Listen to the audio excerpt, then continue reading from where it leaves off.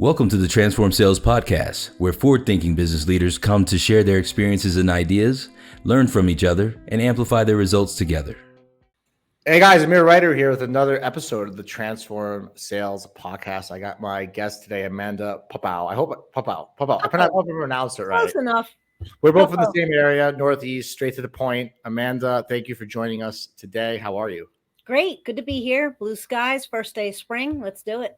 Yep. Well, man, I didn't realize it was spring yet. Time has gone by fast. It's I live in spring. It's just constantly spring here in Columbia. It's basically, you're in New Jersey. It's basically June every month of the year. Exactly that same weather. So I've not noticed it. Welcome to spring. Lucky you. Sounds dreamy. We're going to get you down here. It's all part of me. You're now in the awareness phase of Columbia. We'll get you down here. But for anybody chiming in, typically we have people who are either sales agencies themselves are getting to know other agencies in the industry and hear tips and tricks, or first-time buyers of outsourced sales agencies. Sometimes people who've tried outsourcing before and claim that it didn't work, right? And our idea is just by really talking more about the mistakes that buyers make, with the hope that buyers will avoid those mistakes and get the pipeline that they want, which is usually why they hire agencies. Before I get into that, maybe you can tell people a quick fact about you and how you got into this lovely outsourced sales industry to begin with in general. Pipeline. I love that word. That is the name of the game in sales and in owning a business. If you don't have a pipeline, what have you got, right? So, bills. Yeah, right. So how we got started. So I got fired, right? So this is what happened. I got fired from my first job out of college. And turns out I actually wasn't very good at sales. I wasn't good at closing the deal. And they probably should have let me go sooner, but I was really good at cold calling. And so they kept me for about a year, and then it was time to go. And so I said, well, what am I going to do now? I had an English degree because I was originally on my way to law school, decided I was going to defer that for a while. And but I was good at one thing, and that was cold calling. And so I said, well, what if I give this a shot and try to start a business? That was 2 decades ago. So that was done in my early 20s, and I had little to lose anyway. And so I was in New Jersey, Central Jersey, about 10 minutes from Princeton. And I worked out of my house for the first couple of years, did all the cold calling myself. And then we grew rather slowly. And in the beginning there, it was just it was very organic. And it was me, working 16-hour days and joining the different membership organizations, doing my own outbound calling to get sales. And then we started doing well and hired some people. And we're still here in Central Jersey, although we have changed the course of how we hire and how we go about sourcing our people. But otherwise, things have gone well, and we seek to do appointment setting and lead generation in a better way, B2B. Well, I would like to say that one thing you're good at is the hard thing. So I would rather be good at the hard thing than good at the easy thing. I kind of think that these days AEs are more customer support, answering questions, and I think that the real sales happens from the SDR side. So I would not undersell that. You were good at the hard thing, and you turned a business out of the hard thing you were good at. I like that. I like that attitude about it, and I would agree. And of course, I got better at sales over the years, but I was good at rapport building. I was good at getting the prospect to say, "All right, I'll give you 20 minutes," and that is the hardest part of sales. That's the grind, right? That's the grind. But we got to get good at the grind, or we got to hire people that are good at the grind. Either way, it's got to get done. I like Facebook and Instagram and Twitter ads are always grinding every day. They're just pictures, but they're grinding, right? The flip side is the digital space is owned by the big billion-dollar companies.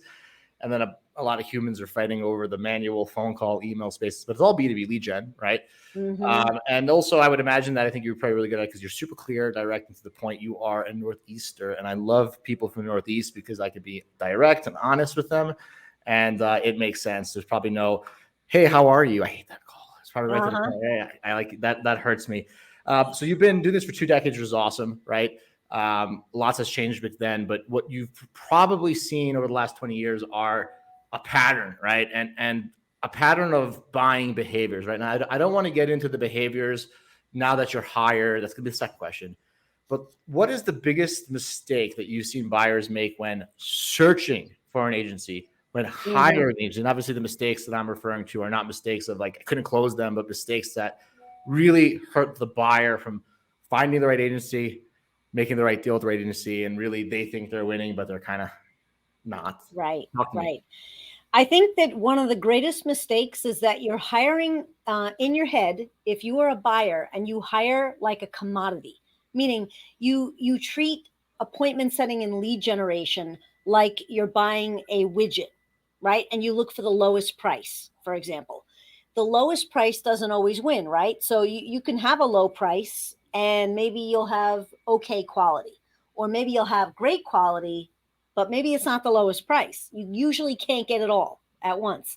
And so for buyers that always want to shop lowest price, this is human engagement we're talking about here, Human right? nature, yeah. Yeah, and it's you have to you're essentially you have to determine what you're after. So you have to figure out your goals. You have to determine what length of time and your budget and how much you're really willing to put in. And if it's not enough, don't bother. So what I say to people is, if I'm taking your last $2,000, spend it somewhere else, right? If I'm taking your last $2,000 where you say, I have to make 4 sales in the next 30 days, otherwise I'm not going to continue it, then it's not a win. It's not the mindset that's needed to be successful with any kind of marketing. But especially appointment setting and lead generation, because it takes time to develop that opportunity and develop those prospects. That makes sense. So I'd ask you this, right? Like I've seen that too, right? Buying as it's commodity, looking for the low price. It's interesting, right? Because I think if you ever ask those buyers about, hey, if you're shopping to get a rocket ship and spaceship to go to Mars, are you gonna try to get a deal on it, right? Like you'll probably blow up, right? And I like that. I'm like, it's really what's happening in sales, right? Because they're looking for the low price, thinking they're winning. But if you don't hit your pipeline, you can miss your forecast. Lots of consequences for publicly traded companies that miss forecasts. Consequences for funded companies that hit their forecast. So it's like, it's one of those things where if you think about it from a rational standpoint, I would go out on a limb saying that it's probably something where you want to be like, I want to pay more for this, right? Or, something that we advise new time buyers on CloudTask is to work with multiple agencies. We often say, hey, do 2 at the same time. And it's not to make a bigger sale. It's because we don't know what's going to happen. This way, you're not going to say, oh, I tried it, didn't work, lose 6 months of pipeline. And you can bet on the winning horse, right? Or 3. So it's good hearing that over 20 years, guys, if you're listening, Amanda's probably seen it all. And I even wrote an article on that, so I'm going to attach it to the podcast. But yeah, if you buy based on price, you're probably means that you don't really know the math of your funnel, right? And you might need some more education time.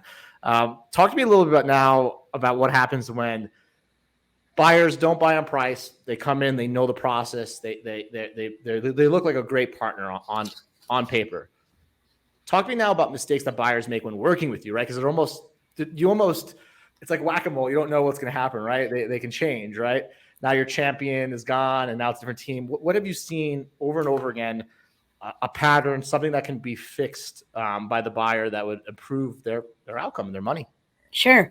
A few things come to mind. Number one is it's my job to be transparent about what we expect the outcome to be. So that's the first step for me as the seller, right? If I'm the salesperson selling my services, I want to ask the right questions, find out what the true objectives are, find out, why somebody would want to buy from them, understand what prospect pain points we might hear about, and then turn that into a solid script with a good prospect list that then generates them the quantity of leads that we expect, that I would present to them before we even pick up the phone.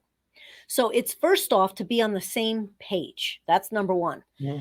The second step, I think, is to realize that it is a long ball game, right? This is, what's that phrase where it's a marathon, not a sprint? That's the phrase. Yeah, it's not going to happen tomorrow. And I think that if buyers realize and treat marketing and outbound prospecting like a 12-month effort. That doesn't mean you buy 12 months, right? You buy a pilot program to test it. But once that test shows quantity and quality, now you want to say in your mind, all right, I've got a 30 or 40 or $50,000 budget for outbound, which is still half the cost of a good salesman, right? So you put your money in that long-term plan so that you can find the whales, right? That's really what's going to make a difference here. If you go, okay, I got to make a bunch of sales in the next couple months, it might lead to an expectation that can't be met. Now, do we want you to make sales immediately? Yeah. Is that likely? Maybe not. And are you likely to make a whale of a sale? Probably not. So I'm almost hearing two things. There's two things I heard, right? And I want to slow it down and unpack it a little bit. The first thing that I heard, and correct me if I'm wrong, was that the mistake that buyers make while working with you is that the buyers focus on an outcome versus the actual value of a campaign, where it's almost like the survey, like, hey, the real gold here is in the no's, it's in the rejections, and they're so focused on did you get 10 meetings that they kind of overlook what they can extract, which is like the market validation, right? Yeah. Then if I heard you correctly, the second mistake they always make on top of that is they don't know their math of their funnel. They have a 9-month sales cycle. They want an ROI in 6 months. They went out to go to raise a Series A and told investors we'll pay you back in 10 years. They want you to pay them back in 2 months. So it's like a dual-sided thing, right? Where there's a mismatch on the math of the funnel and also on the real ingredients, right? Like it's like working out in the gym, like those first couple of days where you're really sore, right? Like that's the gold, you know what I mean? And they're focused not on the pain, but they're focused on the gains, basically. Yeah. And I love the words you just used. I think that you're dead on accurate, right? Which is sales cycle. If your sales cycle is 9 months, why are you expecting to make a sale in 3 weeks? Yeah. I think you hit upon that. Really, that's an important point. Yeah. My speculation is just a lack of understanding and fear, right? And that's, and also not protecting themselves, right? Like not protecting their downside. As I mentioned, like, hey, don't work with 3 agencies, right? Work with 3 SDRs and 3. Don't focus on the how, but the outcome, right? Like almost like we got to get this football over the end zone, like get that football over the end zone, like versus like, let's use as minimum touches as possible, right? Because it's never like that. And I'm glad that you're saying these things, because I think that these are the biggest things that buyers can make. And if anybody's listening to this as a buyer, I'm like, the same principle works with an SDR direct hire. It works with the sales agents. It's these principles are pretty much the same whether you're outsourcing the SDR work or anything else, right? It's like know your business. And I think that we're finally getting to the point where companies are ready for this. And after COVID, right? I think it was very much, hey, if the person's in my office, I trust them, right? And I'm going to use this emotionally. Now everyone's remote with each other. Now we have a clear vision of what's happening. How have you seen in general the industry just change over 20 years? Yeah, well, there's certainly a lot of noise out there, right? And there has been noise. The internet has been around since 95 or so. Between all of the marketing techniques that occur, which I'm a fan of them all, by the way. I believe in the multi-channel approach. And I think that they're all important, not just outbound prospecting in its own wheelhouse. I think it all works together. But I think that there's a couple things that have changed in particular over the past couple of years, which I'm interested to see how it goes. And that is the AI related to prospect lists. So what I mean by that is that back in the day, you had Dun & Bradstreet, you had InfoUSA, and you had third. I can't remember which it is. ZoomInfo. Nope, that's a little newer. And they've used some crowdsourcing and some AI. They were actually one of the first to really kind of blow up into this much higher price solution that scrubs the web and produces data that is typically better than you can get from InfoUSA or anything like that. And but you're going to pay the price for that, which is fine, because finding direct dial names for the VP of Nike, nearly impossible if you try it on your own. So I think and there's a few competitors now to ZoomInfo as well, that has made it so that finding better prospect lists really helps out a sales effort. You got to be willing to put some money on it, of course, but Having a qualified list is such a big part of the success for any outbound program. Proceed. I say to all my clients, I'm like, look, if you don't have a list, which a large percentage of them don't, hey guys, if you don't have a prospect list, start now. You got to start developing that prospect list. And whether it's from inbound or whether it's a trade show or whether it's just doing some research with your admin, whatever that might look like, having a qualified prospect list that has some marketing behind it, like an email newsletter, for example, is a really solid way to make your outbound prospecting far more successful. Mm-hmm. So wherever you can really break into some better prospect lists, and I think that's probably what's changed the most over the past 20 years. Yeah. So anybody listening, that makes a lot of sense, right? It's no longer, do you have data, right? It's the same thing as seeds, right? If you're buying seeds of trees that are never going to grow back to 20 feet trees and you're waiting 20 years and they were dwarf trees to begin with, you're not going to get it, right? And people overlook that. And we live in a world, like Amanda said, where you can really focus in on your target list. You can even verify it. You can get it validated first. You can do a lot of things with the data before ever giving it to an SDR or an agency. And the outcomes of your campaigns are going to really differ less on the motion, but more on the quality of the inputs. And this actually relates to a question that Tangier has, who says, question to Amanda: what specific strategies does MarketReach utilize to promote responsive clients engagement and excellence in staffing? And how have the strategies contributed to the access to the business they serve? And interesting enough, I think this question rolls into your last question, right? Because you went over the data. So I'd love to hear this answer. Well, there's two questions here, right? Which is how do we get clients to engage, I think is the one question. And then how do we ensure excellent staffing results on our side? So the client engagement is really just making sure that they're highly connected to the outcome by setting up meetings relatively often with them. One of the things that's important to us is following up on a client's meetings after they occur. So we will often have these strategy meetings with the client to say, that lead, how was it? Was the prospect there? Was it with the decision maker? And we do something a little different at MarketReach. We actually use a recorded call for many of our leads that then get written by management so that it's like a court reporter, right? Nothing gets missed. Mm-hmm. And so that's how we type up a lead sheet to be able to really present the situation of the prospect. And it's literally an exact reporting of what occurred on the call. So there's never bad quality at MarketReach because it's always good quality leads based on the interaction with the prospect. So I think good communication with the client is just paramount. But from a staffing perspective, has been an interesting change for MarketReach. So we were in person for the first 19 years, and then the pandemic occurred, threw the world in a tailspin. And we said, we can manage this program virtually with our staff. So we've got people that live 15 minutes here from the office that I haven't seen in 2 years. And the reason for that is because we decided to go remote.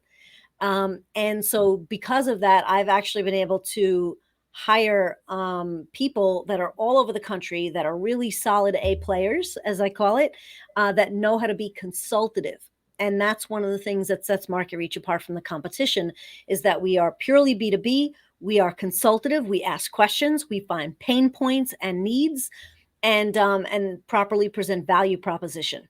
And that all culminates into a quality lead that the client will hopefully make some hay of over time. And your use of sales technology and recordings and constantly touching in with both the client and even the prospects is what allows you to kind of fine tune that messaging between your staff member that you hired and the end prospect. Yep, you got it. The QA makes it, and it works for me.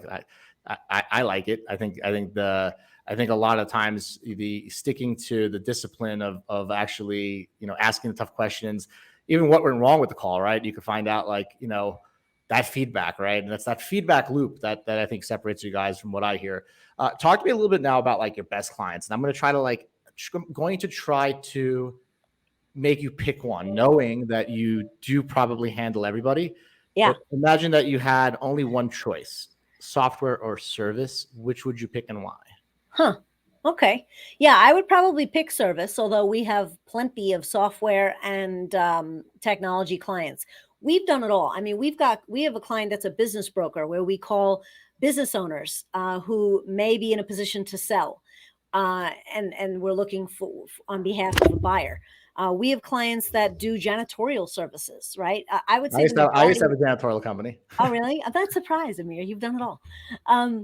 But we have clients that are generally service-based, so very few of them make widgets that we then sell. We really do appointment setting on service-based intangibles. And the best client for us is a client that is B2B that wants some kind of outbound call made, ideally one that has a prospect list in mind. For example, we have an insurance client who's about to come on board who is the restaurant association main guy, right? He pays for that. He pays to be the guy that is promoted in the restaurant association, but he's got great brand awareness. He's got authority. He's got credibility. And even if not every prospect knows him, our introduction is warm, which takes down the guard and the defense of the receptionist. Boom. Step one, take the guard down of the receptionist, right? To get through, because that's the biggest challenge of cold calling, is getting through to the decision maker. Mm-hmm. So when you're armed with a client that's got brand awareness or credibility or a reliable prospect list, that's step one. It doesn't matter the industry. But to answer your question, if I were to say some industry, so we've got success in insurance, we've got success with, again, business brokers, janitorial, vending operators is a big one for us. But we've got, you name it, and we've done it because we've been around for over 2 decades. So any client that's B2B that's looking to get more at bats with their client, we're your people. Talk to me about market. You got to pick one: America, Europe, APAC. America, yeah. So we are English speaking folk here. We are all within the country, and so we actually call mostly America and a little bit of Canada right now. I'd be open to some Europe, but it does have to be English speaking. Yeah, most of it is. This has been awesome. Talk to me about where people can reach you. If somebody wants to connect with you, wants to tap into the 20 years of experience and expertise you has a question about whether or not that you guys are the right fit, or just something industry agnostic, wants to ask a question, where can they find you? Is it LinkedIn, Facebook? What's the best way for them to reach out? Well, you can certainly find me on LinkedIn, but you can also go to my website, which is MarketReachResults.com, MarketReachResults.com. You can give me a call. I'm available, 609-448-6364. So there's lots of ways to reach me, but I'm happy to talk to anybody that wants to chat or wants to understand how to put together an effective appointment setting campaign, or wants simply more at-bats with their prospects. Yeah, it makes sense. I appreciate you being on the show. I hope you come back for some more episodes and we get to see you in Colombia. So thank you for tuning in. And everybody who's been listening to the Transform Sales podcast with me and Amanda, I appreciate you guys tuning in. And any requests or questions you might have, feel free to send them to me anywhere, any channel. Amir Reiter, you can find me easily. Amanda, I will let you get back to your day. And it was amazing having you here. Thank you again. Thanks so much, Amir. And thank you, guests, for listening as well.